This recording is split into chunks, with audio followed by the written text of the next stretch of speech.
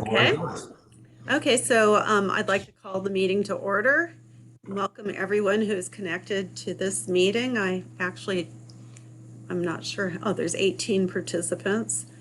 And I'd like to move to the first item on the agenda, which is the roll call. Thank you, Chair. Commissioner Jim Anderson. Here. Commissioner Roger Anderson. Here. Commissioner Ryan Coonerty. Here. Commissioner Justin Cummings. Here. Commissioner Francisco Estrada. Here. Commissioner Zach Friend. Here. And Chair Rochelle Lather. Present. Alternate Commissioner Ed Banks. Here. Good morning. Alternate Commissioner Yvette Brooks. Here. Oh, great to see you. Alternate Commissioner John Hunt. Here. And alternate Commissioner Manu Koenig. Chair, we have a quorum.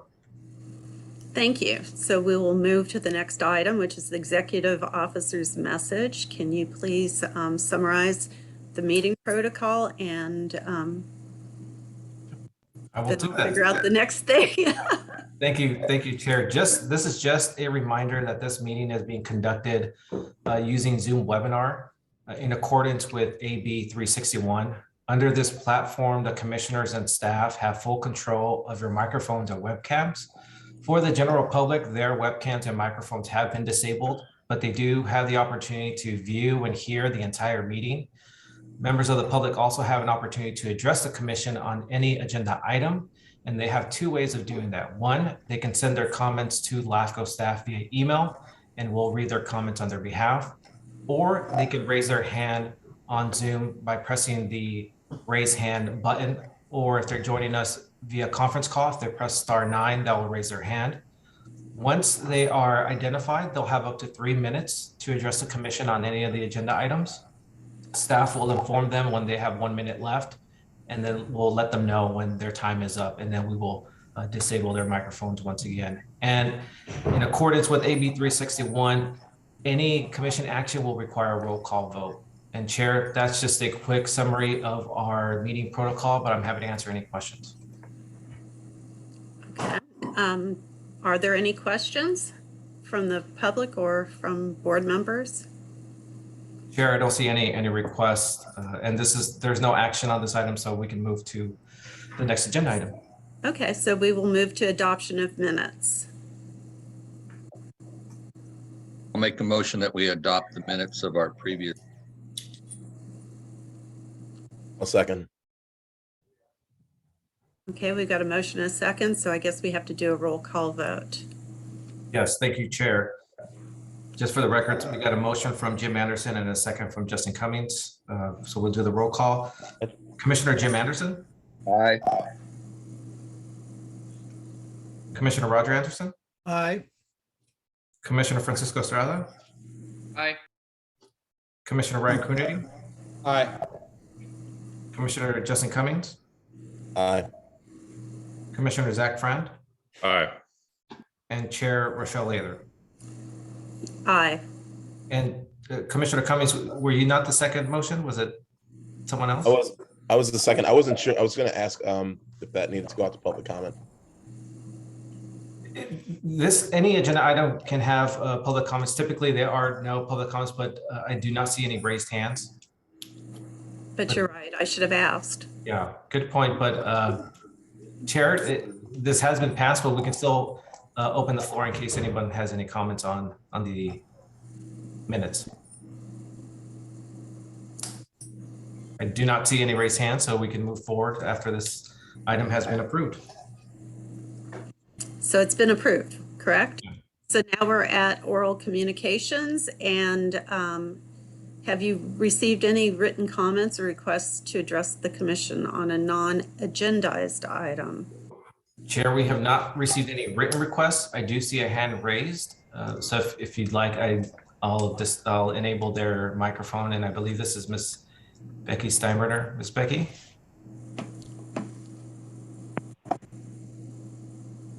Good morning, Commissioners. This is Becky Steinbrenner. Can you hear me? Yes, ma'am. Good morning. Thank you.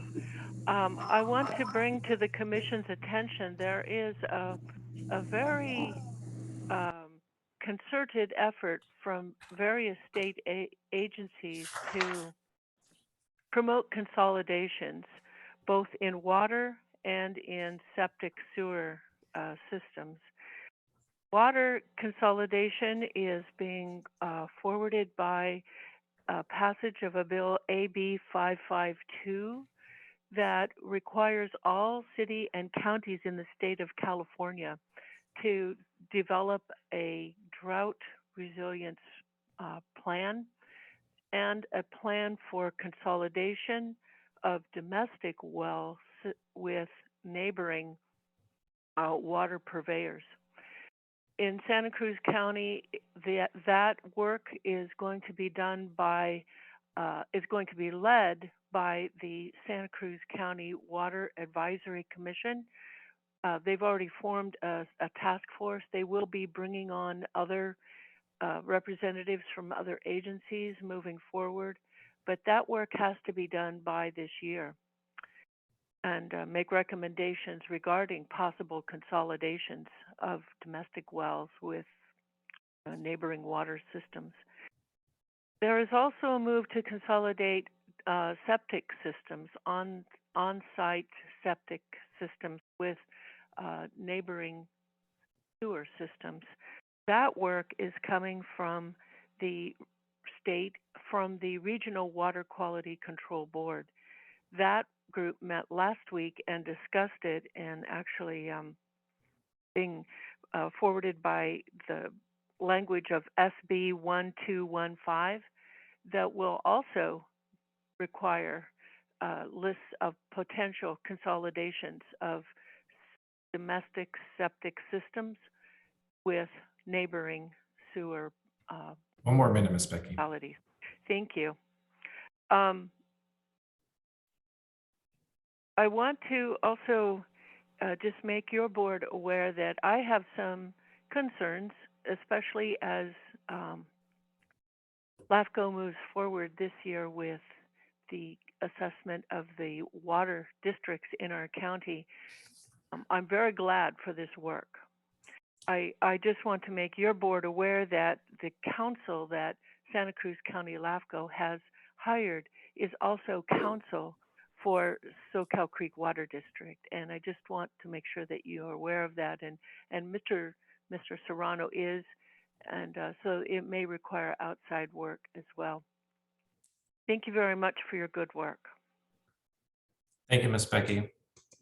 And Chair, I will note that when LAFCO hired BBK to be our regular counsel, the commission also hired Michael Colantuno's legal staff or legal firm as a special counsel in the event that there's any conflict of interest. So if there is a conflict with any of our water agencies, we do have special counsel on standby to make sure that there is no conflict.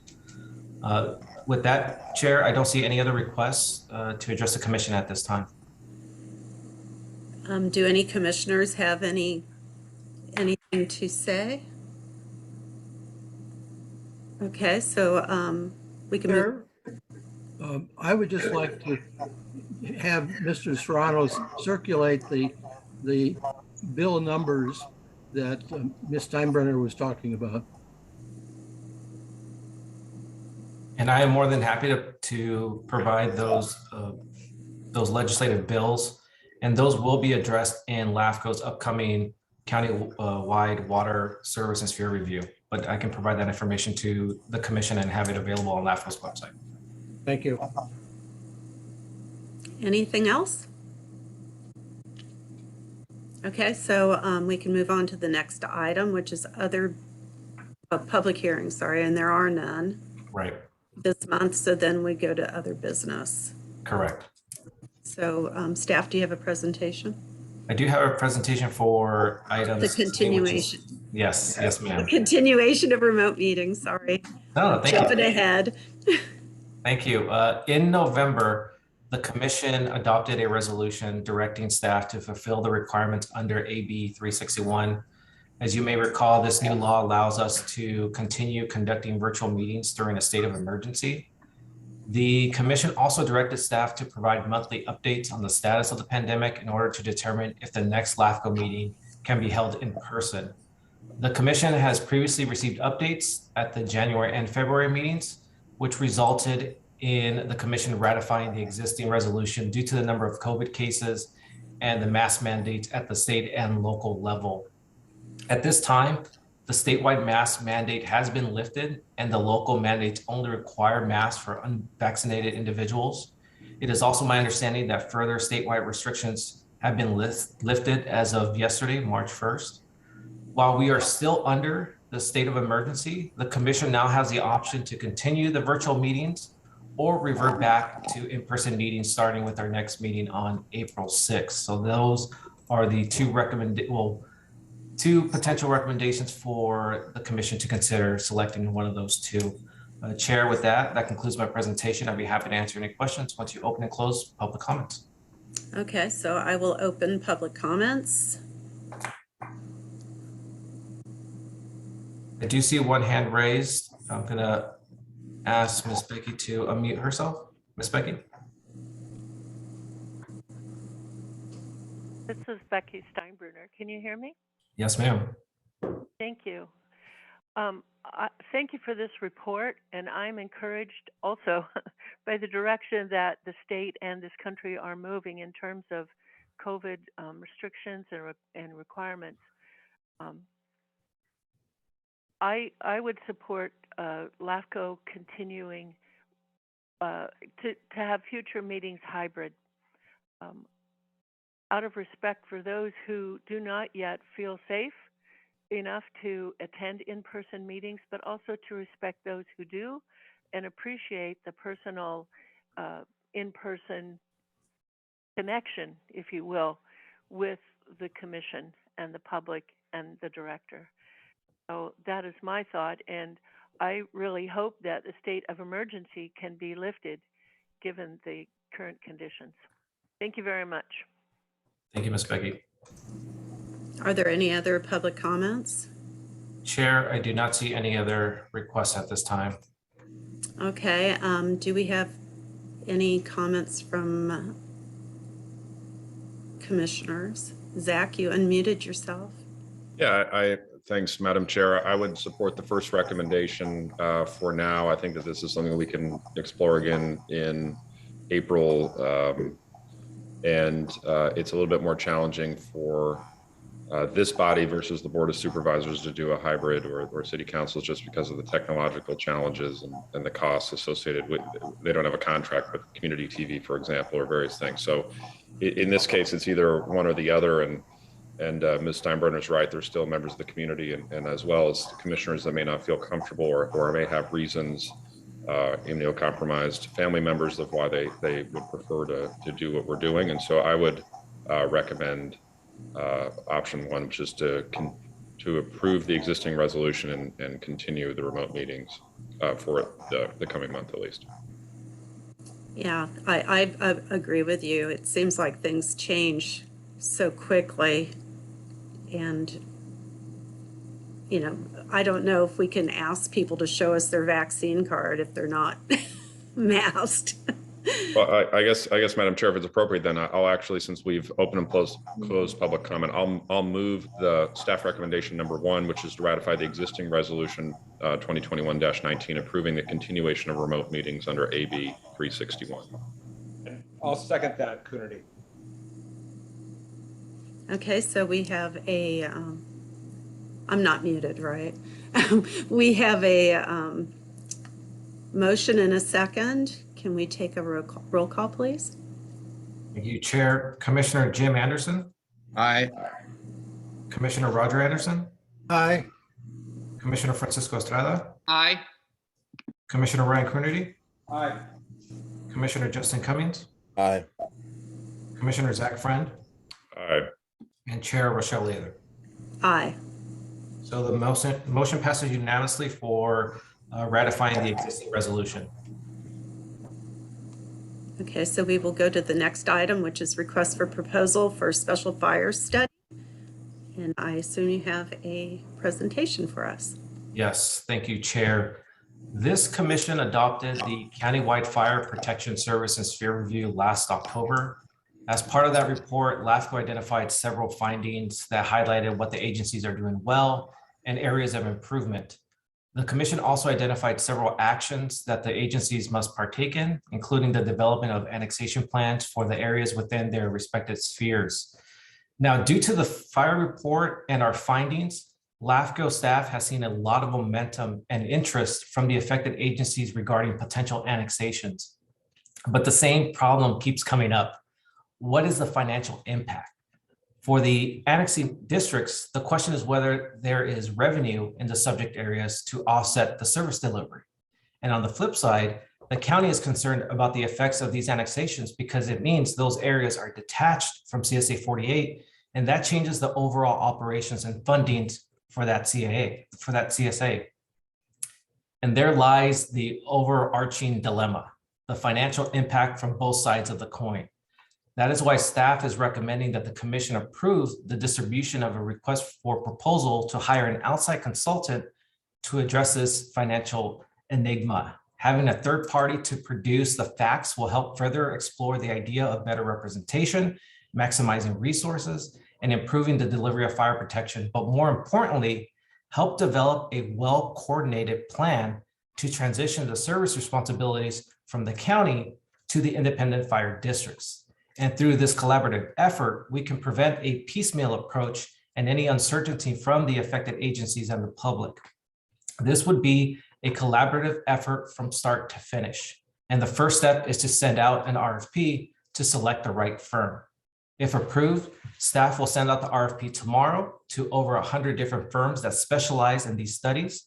And as the screen shows, which I'll show you right now, staff anticipates presenting the most qualified firm to the commission for consideration in May. Chair, that concludes my presentation. I'm happy to answer any questions once you open and close public comments. Okay, so we will open public comments. I see we have one. Yes, ma'am. We have Ms. Becky Steinbrenner. Ms. Becky, I'm asking you to unmute yourself. Hello, this is Becky Steinbrenner. Can you hear me? Yes, ma'am. Thank you. I very much support this help, and it is the question of financial impacts. Mr. Serrano's report was very thorough and assessed the levels of service to the people, but the financial aspect is a big one. And so I think this is a really great idea. And I ask that the County Fire Department Advisory Commission be kept apprised of this action, as well as Chief Armstrong, the Chief of County Fire, and Eaton, the Director of General Services, that is the overarching department that watches over County Fire. I also wonder if there could be a side letter perhaps included regarding possible consolidation and financial impacts of the Branciforte Fire District with Scotts Valley Fire District. Very pressing issue, and again, it comes to finance. I'm aware of the going back to the CSA 48, and One more minute, Ms. Becky. thank you. I am aware that in the report, it also requested that all agencies submit an explanation of, by the end of this month, I believe, plans to annex areas that could be in sphere of influence already. That would affect my area next to Nicene Mark State Park. And so I will also be watching that and hope that the consultant that hopefully you will hire will also be looking at those financial impacts, those areas that could be annexed or maybe not. Thank you very much. Thank you, Ms. Becky. Chair, I do not see any other requests to address the commission at this time. Yeah, I keep muting and unmuting myself. Sorry about that. Okay, so do we have any commissioners that want to discuss this item? Okay, I see that Commissioner Banks. Yes, thank you. Just a comment, and I'm sorry I didn't catch it earlier. I would have just passed the comments on to Joe concerning the insurance requirements outlined on page 16 and 17. I didn't see where there was a requirement on part of the contractor, whoever it is, to maintain comprehensive general liability insurance, including the naming or the adding of Santa Cruz LAFCO as an additional insured. That's number one. And then number two, I would expect that the auto liability limits should be higher than the financial limits stated in the agreement. Those are the only two questions that I have.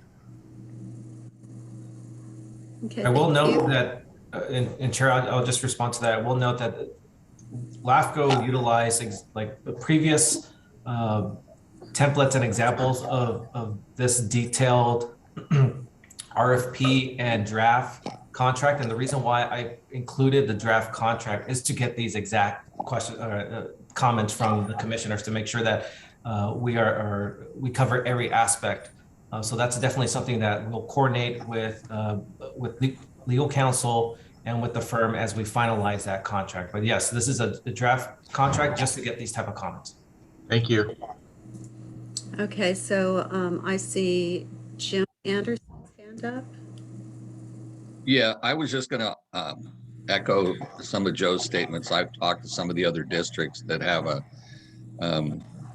large part of CSA 48 that's contingent to their district. And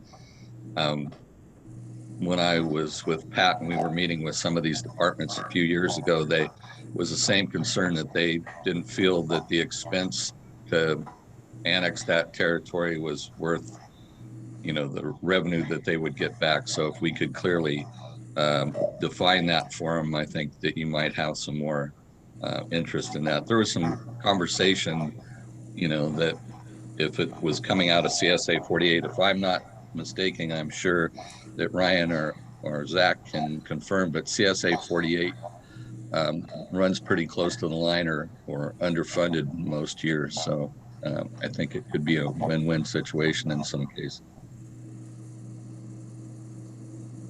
Okay, and Roger Anderson. Yes, I just had a couple questions. The first thing is, what is the time period to actually place the deliverable? And secondly, do you have any idea what the cost of the contract is likely to be? And third, what is the relationship of this contract with the one later in our agenda with the Fire Reorganization Consulting LLC? So really good questions, Commissioner Roger Anderson. So the first one is LAFCO, when we receive the proposal, will finalize the scope of work as well as a time frame. Ideally, LAFCO would like to get this study done by the end of this year. But that's something that LAFCO staff is going to be working with the proposed firms on their deliverables and time frame. But the goal is to be at the end of the year. LAFCO has identified a not to exceed limit of $50,000 in the RFP. That is similar to other previous fire studies, and it's around the same price that was for the last feasibility study that was used for Aptos and Central Fire Consolidation.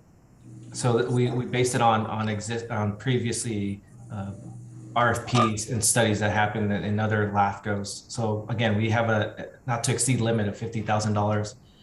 And finally, your last question was, what's the difference between this contract and the potential agreement with the other firm?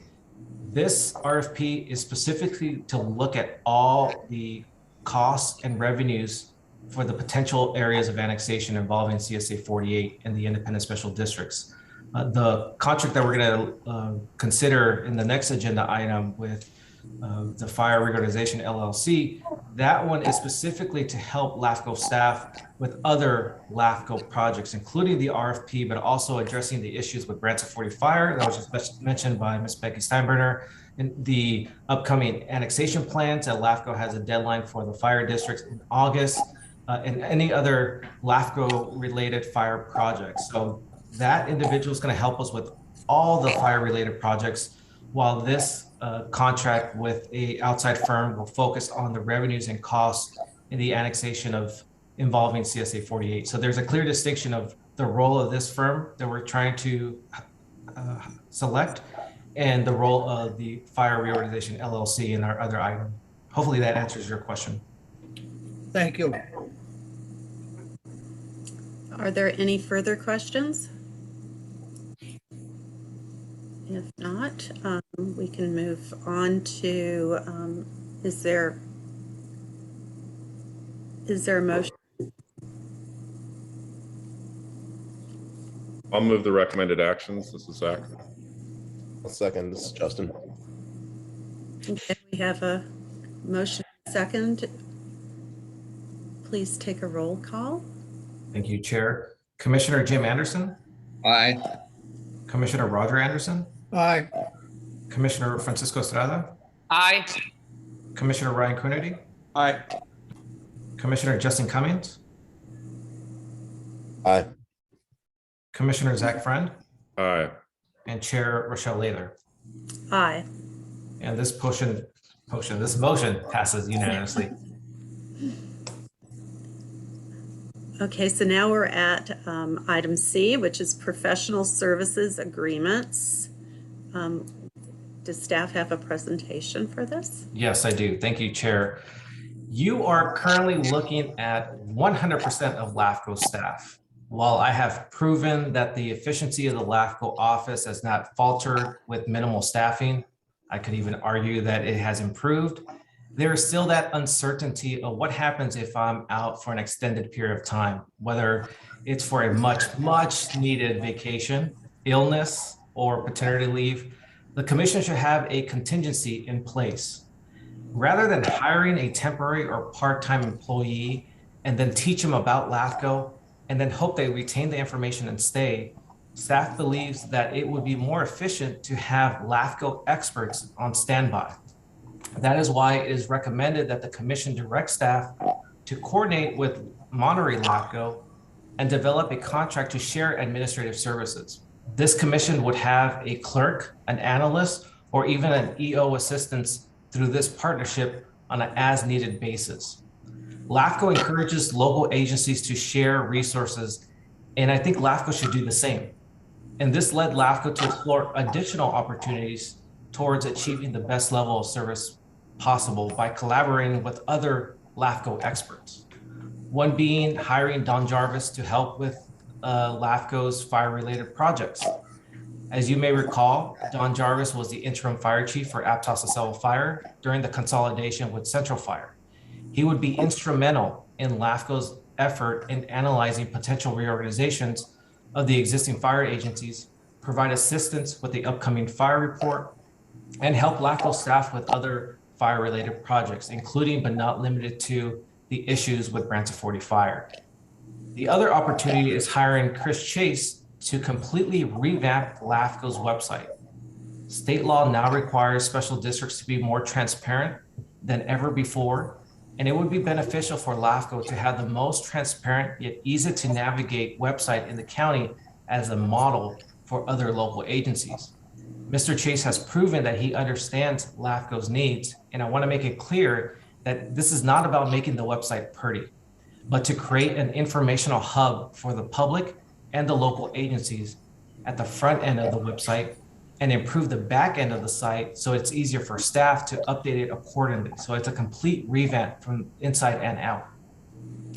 And that, commissioners, is staff's overall aspiration, being a leader by example, constantly looking for improvements and showing that evolving as a local entity should be embraced, not rejected because it's hard or there's minimal staffing to implement or there's low fundings available.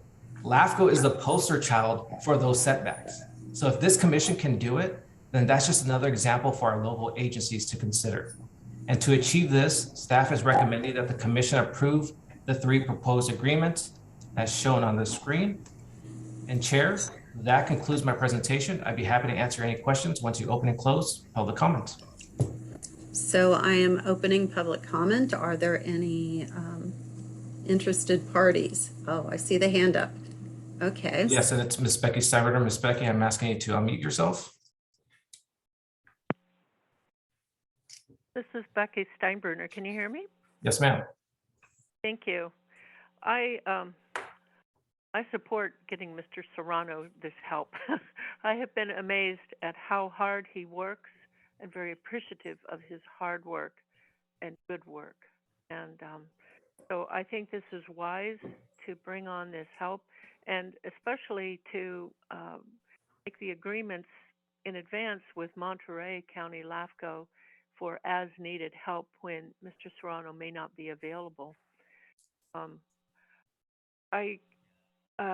I'm curious about fire reorganization consulting. I did not realize that Mr. Jarvis had that consulting service. He certainly did an excellent job as interim chief of Aptos La Selva Fire Department, guiding that transition, that consolidation to the final stages.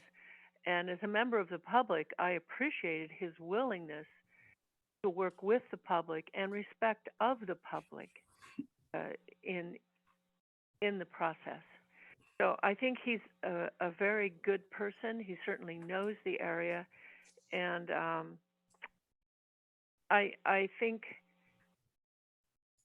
I would want to see the results of the financial aspects of this other consultant analyzing if the consolidations financially make sense. One more minute, Ms. Becky. Thank you. Before Mr. Jarvis would be brought on as a consultant to push the consolidation to the finish line. Those are my comments. And again, Mr. Serrano, thank you for your good work, and I support getting you help.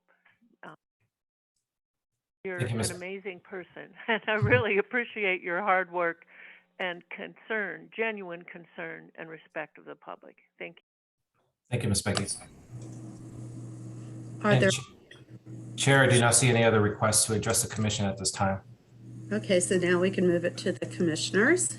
Are there any commissioners that are interested in speaking? I see that Commissioner Roger Anderson has his hand up. Yeah, I have comments about all 3 of these. The last one, the Monterey LAFCO, I think is entirely justified. And my only question there is, what is the status of negotiations with Monterey LAFCO at this particular time? So good question. LAFCO staff, or both the EOs, have been coordinating and discussing this joint venture together. It can be reciprocal. I think there's opportunities where we can assist them with mapping. And this is something that the coastal region LAFCOs have been talking about. And we've been doing that indirectly. And when there's need for assistance, we're always there to provide a helping hand. But I think it would behoove this commission to have something in writing in the event that I am not available, and we need to make sure that the office remains open and in operation. So that's why the EO for Monterey LAFCO and I have been in agreement on having something in writing. And so we're already working on the language, but before we get ahead of ourselves, I wanted to make sure that we got confirmation from the commission that that's something that the commission wants LAFCO to establish. So we have that as a contingency or insurance that no matter what happens to me as a single employee, the LAFCO office will continue to operate. Well, I certainly support it, and it sounds like it's still a project in progress. And it is in progress, yes. But this would allow you to proceed with working on some sort of arrangement. Correct. Now, the next comment is on the fire reorganization. And I'm aware of some of Mr. Jarvis's qualifications on this, but this is a fairly large amount of money, $40,000.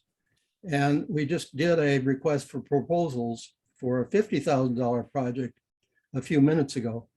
And so I guess I'm curious about why you're recommending we proceed with this as basically without a contract. Also, it's not clear what the work product is for this particular arrangement. So a really good question. And right now, our LAFCO budget has a $50,000 earmark for professional services agreements. We currently have the full $50,000. LAFCO placed a not to exceed $40,000 a year. We did have the contract is asking for like a 3-year period, because I truly believe that these fire-related projects are going to be the top priority for LAFCO staff, and a lot of work needs to be done. And as much as I want to put effort into that, I also have these service reviews that I'm going to be working on with the water districts, with the city of Capitola, with the 34 CSAs. So I want to make sure that all my attention is to accomplish these scheduled projects, as well as moving forward with these fire-related projects. And that's why the intent of these contracts is to have LAFCO experts to help on day one. And Don Jarvis has proven himself that he knows LAFCO, and he knows the county, and he knows the fire agency. So he would be able to provide assistance on day one. But we want to make sure that we keep track of his hours. And so that's why I placed a $40,000 limit for each calendar year. I'm pretty sure Don is not planning on working all day, every day for LAFCO, but I wanted to make sure that we don't exceed our limit in our professional services. And that's going to be an hourly rate. It's going to be invoices are going to be provided monthly. So we're not going to reach that $50,000 limit at the end of this fiscal year. I'm also working on our upcoming fiscal year, and I'm considering increasing our professional services limit. So we're still within budget.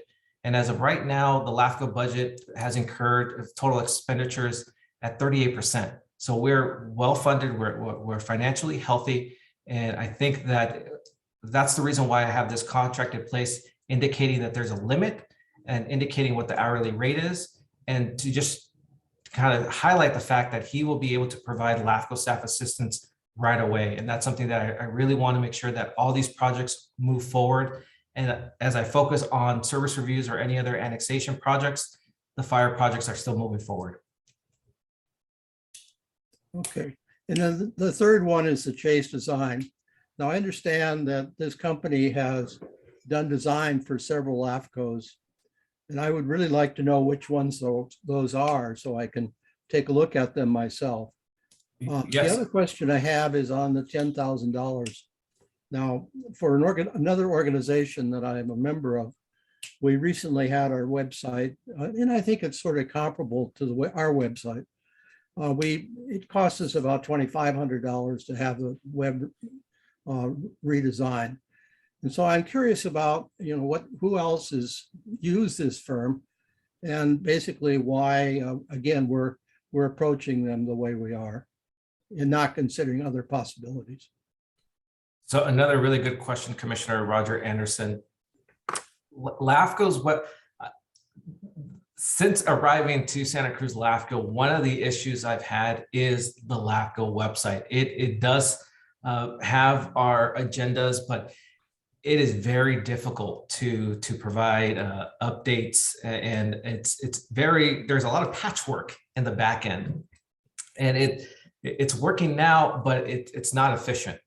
And Chris Chase has revamped San Diego LAFCO's website, Orange LAFCO's website. It's my understanding he's working with other LAFCOs in our region to help revamp their website. And it's my understanding that our potential not to exceed limit of $10,000 is cheaper than what was for the Southern LAFCO. So we are getting a little bit of a deal, but besides the cost, the fact that he's already updated these LAFCO websites and he's revamped the backend side, the administrative side, I see that as a huge incentive for our commission, because it will make it so much easier for me to update our entire website in an easier fashion. Because right now it should not take me longer than it currently does to update the website, just because there's too much patchwork. And this website was great when it was first implemented, but now we need to evolve when it comes to the website, and it hasn't evolved in quite some time. And Chris Chase has provided in the scope of work a detailed stepping stones and milestones on how we're going to revamp the entire website. And I think that's the reason why LAFCO staff is recommending this contract with Chris Chase, is because he understands LAFCO and he understands the goal here with Santa Cruz LAFCO. Okay. Can you provide the other LAFCOs though that have used him? It's my understanding that Contra Costa LAFCO is working with them, and I believe, and I believe Chris Chase is here. The other one is Santa Clara LAFCO is also concerned, but I could be wrong. But I know it's Contra Costa LAFCO is also looking at that, and I think Marin LAFCO. So they recently became associate members for Cal LAFCO. So that's just another reason why we're really focusing on this firm, because they are understanding LAFCO's purpose in the state. Okay.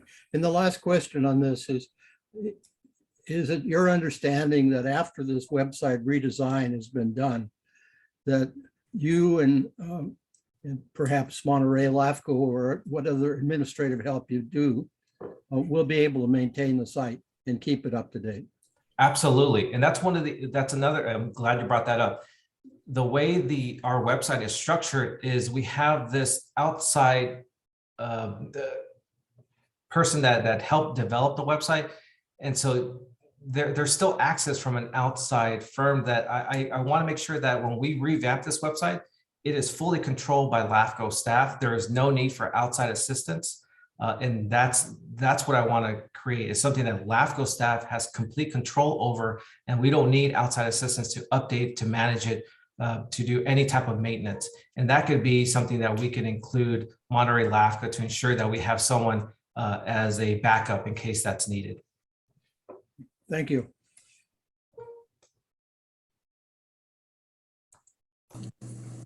Okay, are there any other questions or comments? If not, do we have a motion?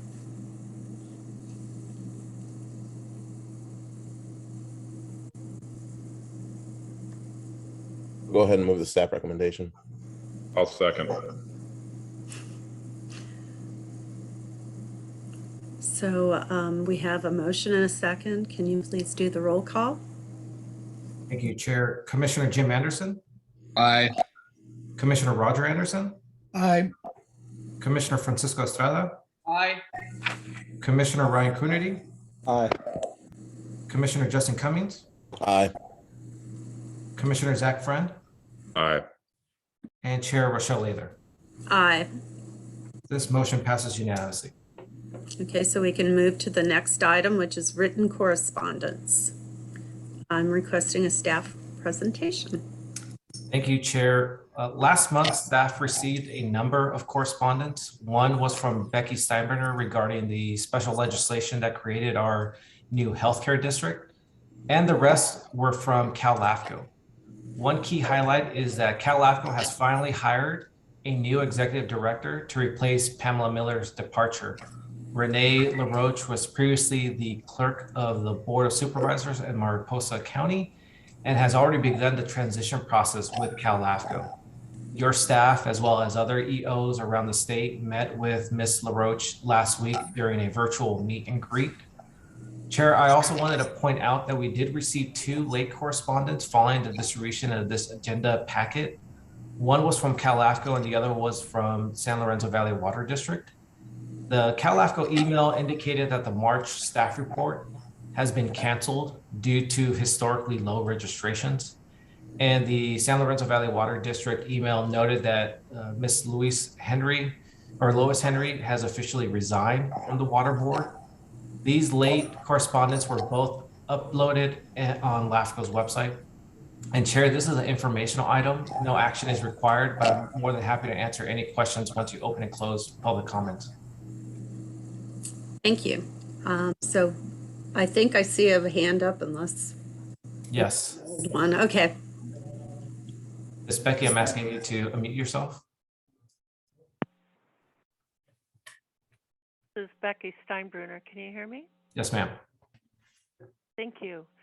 I sent the email to your commission regarding the proposed new Pajaro Valley Healthcare District, because I felt like perhaps I was misunderstood in my comment regarding this item on last month's LAFCO agenda.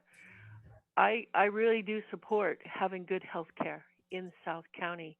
What I am concerned about is that it has moved so quickly and without a very high degree of transparency to the public. And I outlined that in my my email. I am concerned that this is going to be a very large undertaking for the local government consortium. I am not convinced that it will be well managed, quite frankly. And I am concerned that the costs will continue to mushroom, and those costs will be placed upon the backs of the taxpayers within the proposed assessment district. There will be an assessment vote. I have seen those happen, and unless there is a very good level of public outreach, most people do not understand what this thing they've received in the mail is all about. That's my concern. I also feel that this is just moving so fast, and the county is jumping in with money that we don't have. It was stated in the last County Board of Supervisor budget update by the CAO's office that the county's budget deficit is projected to be over $7 million, largely due to this, One more minute, to the county's, thank you, largely due to the county's $5 million upfront financial support for this. And that's my concern. I want to make sure that I'm heard clearly. I support this good level of health care. And our family has always had better care and a customer experience at Watsonville Hospital than we have when we went to Dominican. So I want to see this hospital succeed. What I'm concerned about as a member of the public is the way in which it is moving forward for a big change with costs unknown, and I'm not sure that I've seen any business management plan that is transparent to the public. Those are my concerns. Thank you very much. Thank you, Ms. Becky. And Chair, I will note that LAFCO and Cal-LAFCO have been working with Senator Blair's office to provide a subsequent bill that would address some of the concerns that Ms. Becky raised and some of LAFCO's concerns of, for example, receiving updates on a monthly or quarterly basis from the healthcare district to see what the progress is as the operation unfolds. Also requiring that a sphere of influence be adopted within a year of its enactment, as well as completing a service review within 3 years. That way, LAFCO can conduct a thorough analysis of the healthcare district, its operation, its funding, its services, et cetera. So that's something that LAFCO has been working with the senator's office to provide a subsequent bill to address those issues, because LAFCO also wants to make sure that this is as transparent and the public has the information, and LAFCO plays a key role. So we're working on that, and hopefully we can that is presented in this legislative session. Okay, are there any other comments from the public? I don't. Chair, I do not see any other requests to address the commission at this time. Okay, so do we have any comments from commissioners or questions?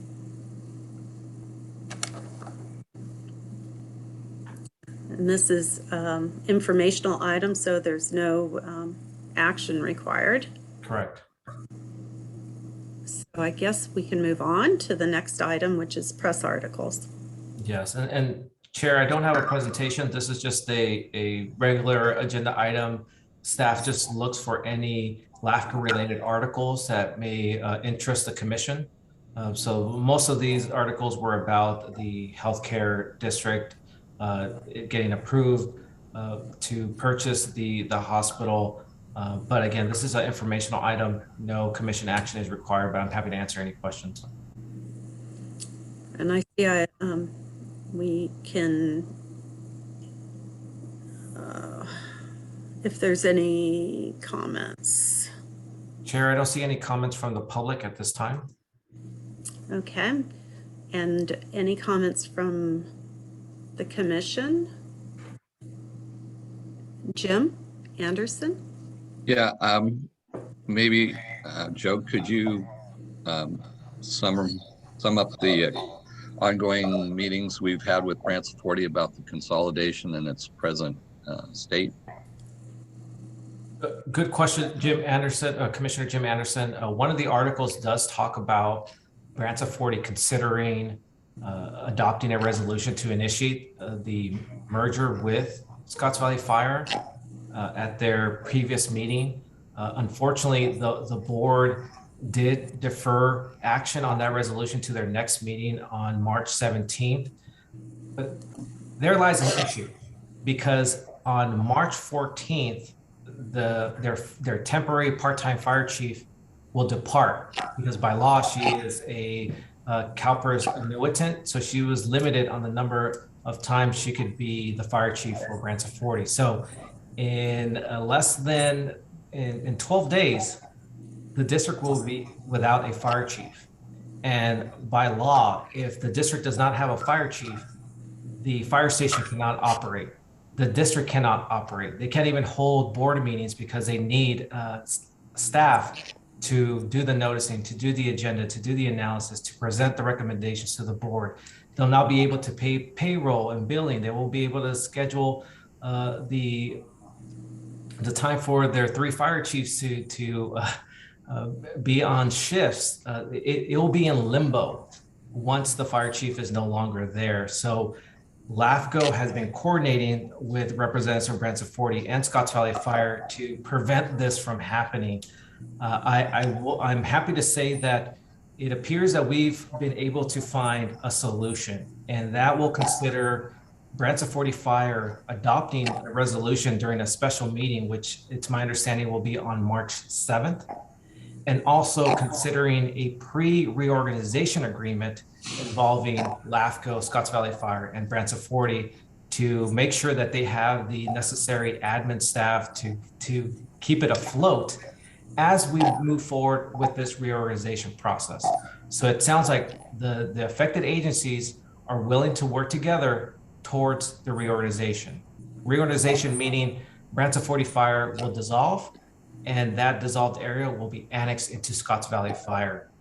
There's a lot of steps that need to occur between now and when that's presented to the commission. And when that is finalized, this might be a year-long process.